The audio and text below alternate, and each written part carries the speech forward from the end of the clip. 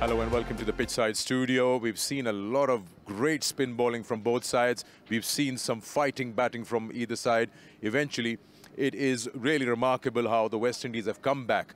They lost that first match by 127 runs and they came back and returned the favour, winning it by 120 and winning a game in Pakistan after 34 years. I've got my guests here. To my left, Amir Sohail, and extreme far left is the captain of Pakistan, Shan Masood. Shan, I'll start with you. There are a lot of things that you'll probably go back onto the drawing board and revisit. One of them, of course, would be, or correct me if I'm wrong, that would you create a little more balance between bat and ball? In terms of what, the conditions well, or the side? Let me put it this way, that if you got a square turner from ball one, would you add a natural deterioration over 5 days to it? Look, I think we've played 4 games in these conditions. We won 3 of them. And we won 3 of them quite convincingly.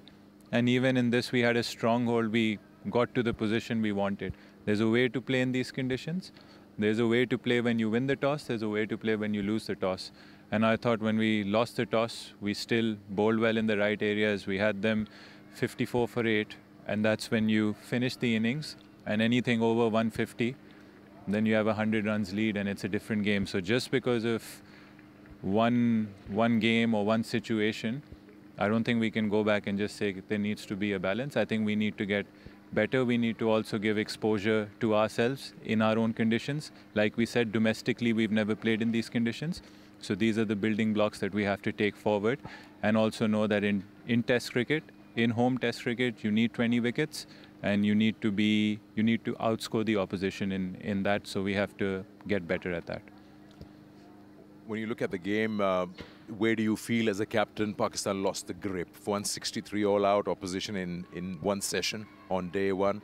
How do you see the proceeding? Where do you feel that Pakistan maybe slipped away an opportunity? I think the biggest one is 54 for 8 and then the last 2 wickets getting 107 runs. I think that's become a bit of a pattern. We've let the tail get away in the last few series quite a lot. I think starting from Bangladesh when we had them 26 for 6 down, we let them back in the game. South Africa again at the Centurion. Here in both test matches, I think their last 4 wickets, even in the second innings, got 99 runs. And then obviously with the bat, we've had some commanding positions when batsmen have got set and they've not carried on. I think those are the things you need to realize as a batting and bowling unit. And over here, it's always going to be a team game. You have to realize that one mistake can set up a domino effect. And as a team, you need to realize, okay, like we're in a strong position. We can't let the opposition back in the game. And I thought in this game, we let the opposition back. Come to Amir Sohail. Any team that's playing at home will play to their advantage. They'll prepare services that suits them. What are the areas you're looking that Pakistan can fine-tune or polish to further, better the performances? Look, I first of all, I won't like to make so many changes after one loss. You lay a trap for others, and at times you actually fall into it. It happens. It happens to the best. So if it happened to the Pakistanis, you do not need to readjust your thinking. The only thing I'll urge is, the captain should ask the players, especially the batters, they have to improve their technique.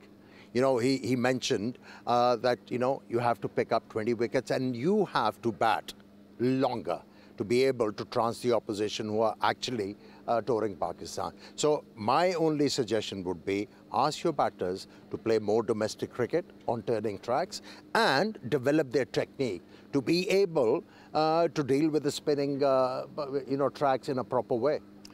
And of course, different times of the year, you'll prepare different things. Now, there's a bit of a gap now until Pakistan plays another test match. That's how easy or difficult to, again, regroup and then repeat the performances, because Pakistan has done well since that second game against England and then walking into this series. Look, that's always difficult, and that's something that we need to have more of. And I've said it in every interview or press conference I've sat in.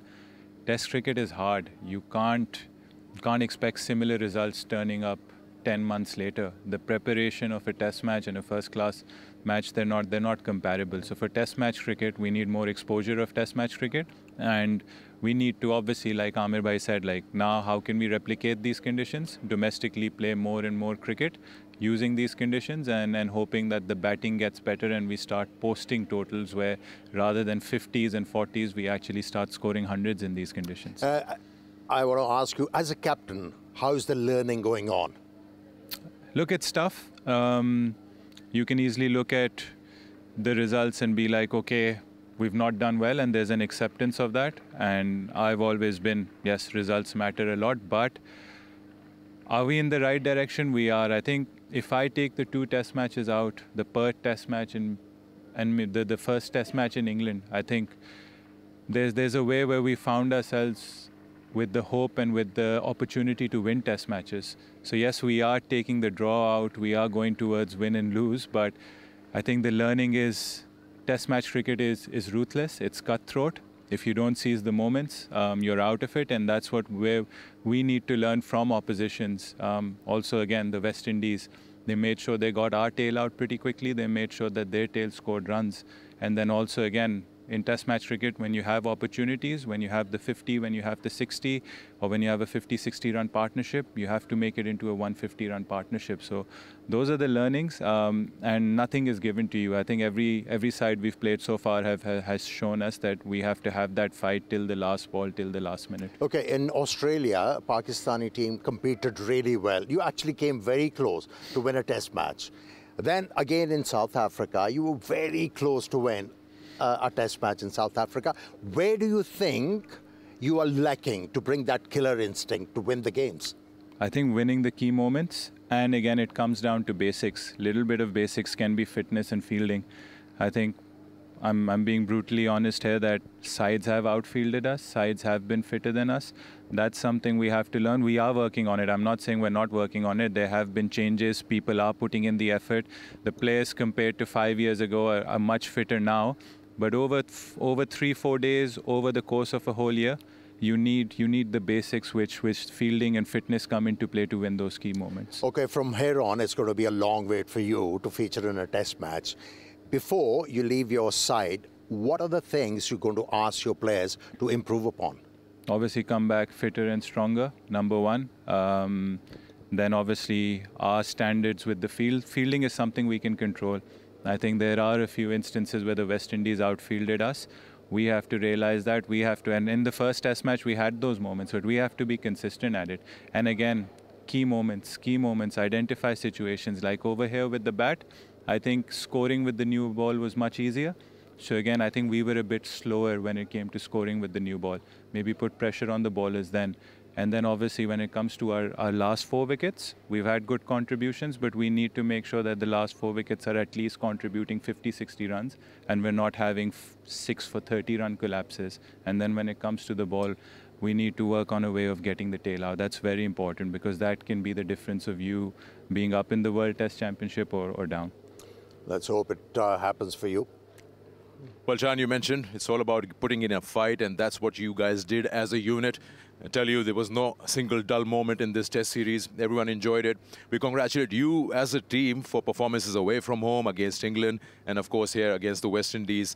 Wish you best of luck, and we'll see you guys soon. Thank you. All right, time for us to take a break. When we come back, we'll be joined by Bish. We'll talk about the series, how it wrapped up. Welcome back to the pitchside studio. Once again, quick look at the match summary. Distance between the two sides in the first innings, just 9 runs. Is that second batting from the West Indies that really distanced them from the opposition, and they took a lead and gave a target of 254. Pakistan lost this game by 120 runs, or you should say West Indies won by 120. Can't be scripted any better. Losing by 127, winning by 120. Quick look at what this win means. It's 34 years since the last time the West Indies won here in Pakistan, and that was back in 1990 in Faisalabad. So this by all means is a landmark victory, something that the boys will take back with them, and a lot of learning from here, self-belief, everything. This is a major turnaround inside the series by a team. Welcome back to the pitchside studio. Won't waste any more time. I'd like to come to Ian Bishop. And Bish, what does it mean to the team? And congratulations to you and the team, how they've come around and they've fought back and they've done what they've done. It means a whole lot, again, and we have to put it in its entirety of its context, right? because of what you said, 34 years since the last win. The team is showing that they are capable of learning, which people have doubted, probably with good reason as well. What does it mean for West Indies cricket going forward? Well, time will tell, because around this same time last year, there was a spectacular victory in Australia to draw that series after losing the first test. And the West Indies only went on to win one more test match for the entirety of that year, 2024, when these same conversations about hope this propels the West Indies forward. So now this win has to be put in the same context. It's magnificent in these conditions, but now you want to build on that with a new coach. I think Andre Kohli has signed off with a wonderful win as he was in charge in Australia last year. Craig Brathwaite is showing that he still has what it takes. So what it means, time will tell. The important part would be when West Indies look back at this win, it can't really single out. Yes, Warrican's been good with the ball and sometimes with the bat, but Craig Brathwaite's innings, then the way Django came and played that knock, Moti's 50, Seals and Roach, the way they used that new ball. So it's been an overall effort, combined team effort. Well, if you don't have many match winners in your side and you don't have much experience in your side, you have to play as a unit. And you need small contributions from all the players. And that's what we saw from the West Indies team. You know, if you talk about their batters, small partnerships, and then every bowler chipping in with something. And that collective effort actually enabled them to win a test match in Pakistan after 34 years. And with a young team, with a young bunch. And it augurs well for West Indies. When you look at the win, you say that the tail scored 109 first innings, then later on 100 again. Brathwaite with his 50, the start that he gave. If you were to single out that one turning point, which one would that be in the test match? Well, we talked about it this morning. I think you asked me the same question and you threw me two options, and I'd still go back to the 109 added by Roach and Moti and Warrican. And we don't call them tail anymore. We call them low order batsmen, which is exactly what Warrican said yesterday evening. He said the low order has to spend a lot of time in the nets, refining and fine-tuning their batting, and just little partnerships. Because of that, little partnerships, that was significant partnerships, but little ones can contribute towards match-winning efforts like this. So I would still look at that. It gave the West Indies 163 to try to defend, which they did brilliantly. And from there on, the whole balance of power shifted. Yeah. 5 wickets in this innings, and then overall 9 wickets by Warrican in the match. 19 in the test match. Is just absolutely unplayable, very disciplined, was very accurate. Let's have a look. I could probably ask my director if he can show the fall of wickets that Pakistan had. And of course, we've gone through them, the ones that happened yesterday. There was a partnership between Kamran and Babar, 68 balls, 48 runs. Maybe that slipped away from there. There were moments they could have capitalized on, but overall, all in all, it was just the spinners all the way. Yeah, it was, and I'm so happy to see Sinclair actually improving day by day. And you know, when I had a first look at him, you know, he gave me that impression that this guy is coachable and he can improve a lot. He's got all, you know, everything in his armory. He's got a good action, good follow through, and he bowls with a lot of arm as well. And it's very rare when it comes to spinners. And when you talk about Warrican, after first innings, when he bowled against Pakistan, he realized on a turning track as a left-arm spinner, you have to cut the angle. You have to narrow the angle. And the moment he started to do that, he was a different bowler.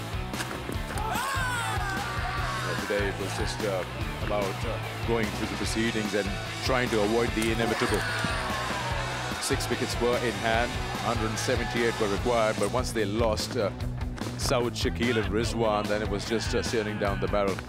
Warrican was really very difficult to keep him out of the game. That catch of the bowling of Moti, and then this last wicket where he wrapped up Sajid. Yeah, one thing I want to add, we have spoken about the spinners, how well they bowled and how the batsmen featured in partnerships and all that. In the first test match, for me, the captain was lost in different thoughts. But in this test match, he upped the game, upped the ante, his decision-making was right. Field placing for me in this test match. Most wickets by spinners. And that's why it encouraged the bowlers to pick up wickets. You look at 2025, 69 wickets. Well, talk about most wickets by spinners in a test match. It's just been amazing. 16 average, strike rate 28. It's not something that the batters would like to look at. Well, a generic question pertaining to test cricket to both of you. Pakistan's got a 10-month gap. West Indies, you mentioned, probably doesn't go out and take the field till what, June or July. How difficult is that to regroup after a performance like this with those gaps? Well, with time, you can look at it two ways, Amir and Sikandar, and for our viewers. It gives you time to heal, time to work on little issues that reared its head in this series and in the South Africa series. Some people will say, I want to get back on the horse straight away to try to rectify the wrongs that happened. So I would look to take the positive route. There's a lot of white ball cricket, but for the test specialists, if Pakistan are going to continue preparing this, then we need to practice more assiduously in such conditions, bowl more in those conditions. The West Indies will have a new coach coming in. Darren Sammy will be taking over both red and white balls. So it's a chance to glorify themselves in this moment and know that they need to be stronger because Australia are their next opponents in Test cricket in the Caribbean. You know, one thing I want to add here is, you know, ICC has to think really hard. You know, there is a chatter about having 2 tiers of test matches. Forget about that. Give equal number of test matches to test playing nations in a test championship cycle, and that will improve the game overall. And if you're thinking about second tier, well, I don't think it's the right idea. All right. Now, we've spoken about this, but just to wrap it up, how Pakistan have been, yeah, we know that no wins at home after 9 test matches, but then they turned it around from the second test match against England, then again the first test match against West Indies, and the performances in Australia and in South Africa. So I guess there's a lot of positives that the Pakistan team will take with them until they take that field with the red ball again. Bish, once again, thank you so much for coming to Pakistan. I hope your stay has been comfortable, and it's always wonderful to have you here. It's been outstanding, and I want to echo what Amir said. More test cricket for these lower nations is the only way they will improve. Not only more cricket, Sikandar, better funding needs to be had. Thank you very much for having me. It's been enjoyable. Now, what's in store for us? Coming up, not so far away, lots of cricket at home. We'll change the format now. We'll come now to the white ball because the ICC Champions Trophy is just around the corner. Before that, the teams will take the ground and test themselves out with the 50-over version. And it starts on the 8th of this month. It will start in Lahore, then the 10th, the second ODI. And then we come to Karachi, where on the 12th and the 14th, the remaining games will be played. It's a tri-nation between Pakistan, New Zealand, and South Africa. I hope you've enjoyed every single moment. Like we've been saying, there was not a single dull moment in this test series. Every time something or the other was happening. Thanking all of you guys for joining us. Thanking everyone for being here. Hope you've enjoyed our coverage. Until next time, it's goodbye.